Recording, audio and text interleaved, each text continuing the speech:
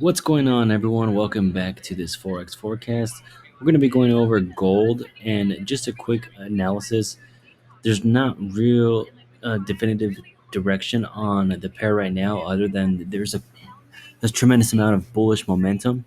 We're going to be talking about the potential probability of a reversal coming in the near future.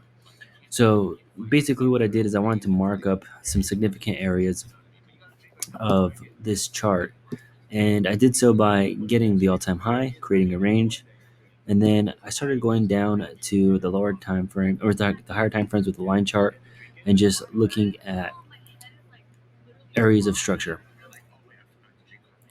Mm, here.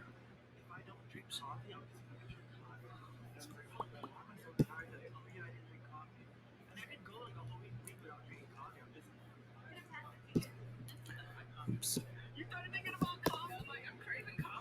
And as you can see, it lines up with this area of structure based on the candles and the wicks.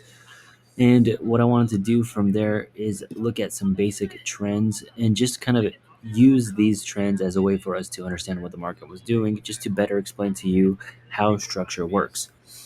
Now, we have a little story to tell. So, remember, candlestick are like words, the story is the chart itself. So, what we were doing is came up, created an all time high, and then we came back down, and then we created this range as a result. And then we started coming slowly between this range, had a breakout with a long wick, so there's probably a confirmation in there.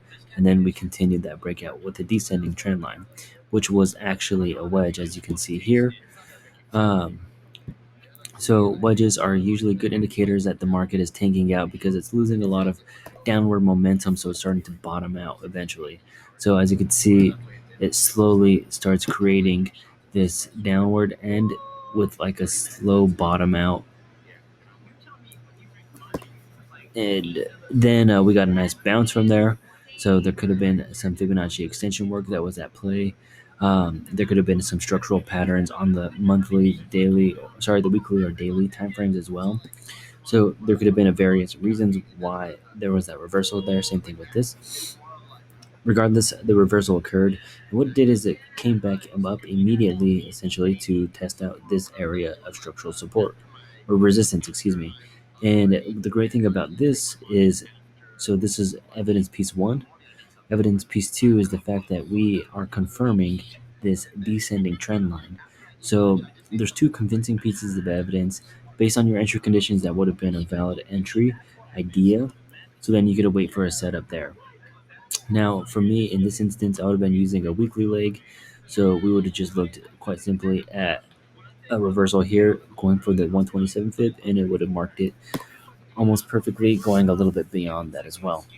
So that would have been a valid setup idea right there. Same thing with this. We would have had a gone up, created the pivot for a trend, but then more importantly, testing this area of structure. So on a confirmation based on our entry conditions, we could have potentially had an entry here as well. So this is what this one would look like. And we would have stopped right here.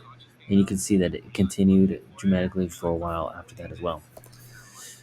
So now we started getting some consolidation with some upward momentum, slowly testing out this area of structural support once again, making this area of structure actually quite significant because we tested it once and then twice more right here. As you can see, we had it up, down, and then another up with an indecisive candle, and then a falling, or basically a hammer. There's so many different ways to name these candlestick patterns. Regardless, it came back down and respecting this area of structure support. So that's why figuring out critical zones of structure is extremely important. That's why I recommend that you look at critical zones on the higher time frames, because the higher the time frame, the more significant it's going to be on the lower time frames. So, anyways, what happened here is we actually are still using this trend itself as a critical area, a piece of structure. So, initiated, tested, confirmed with the third strike, got some consolidation, and then it confirmed again as being not resistance no longer, but actually support.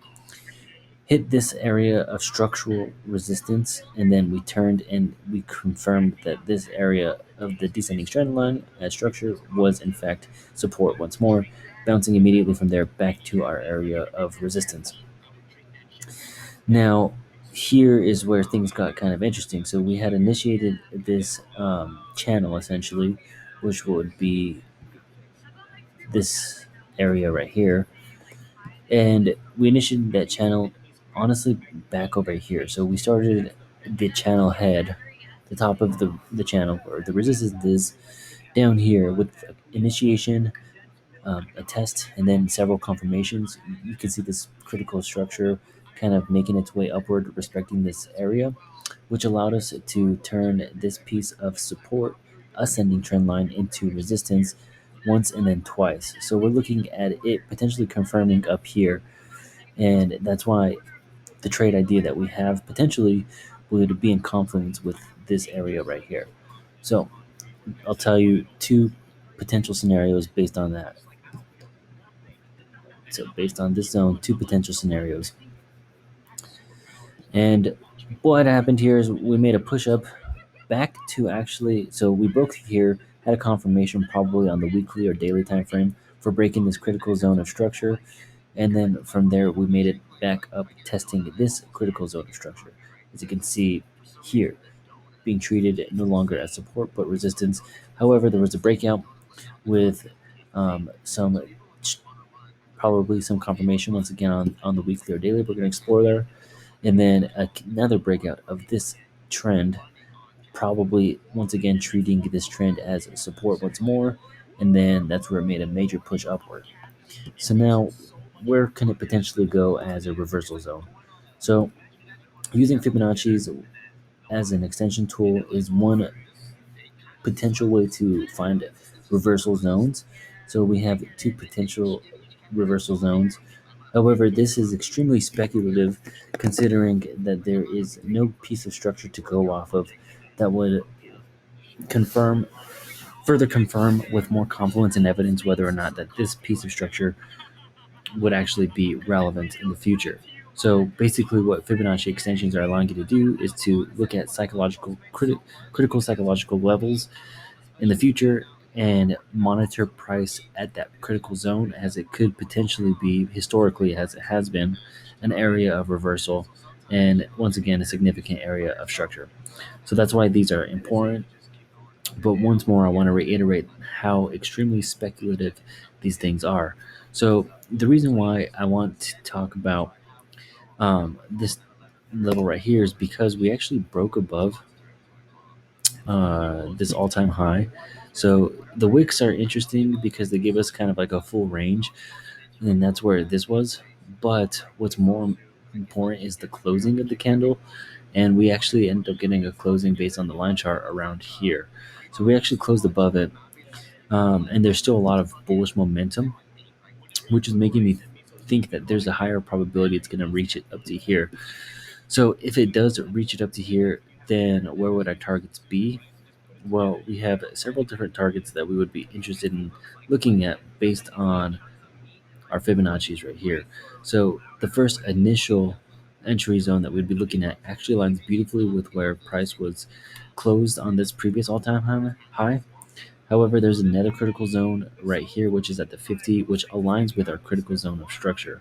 And it also aligns with our ascending trend line. So that is why this critical zone right here has some significance, because there's two pieces of structural confluence that are aligning with this zone right here. So basically, speculatively speaking, we could have the potential probability or potential possibility of, oops, of a trade coming here.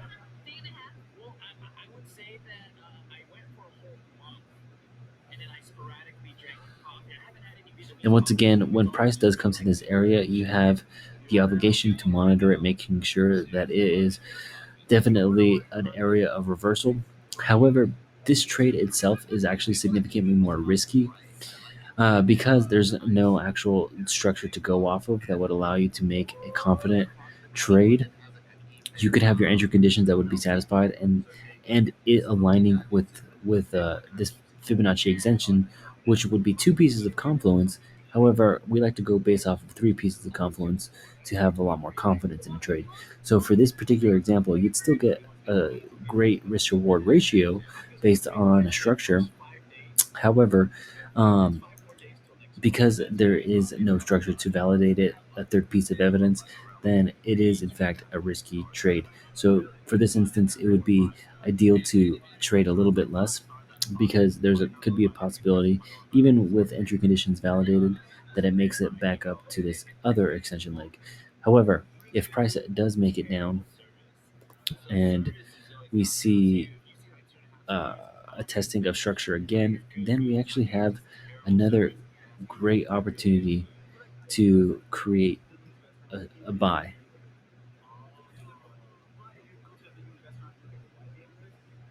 And basically, it would look something like this.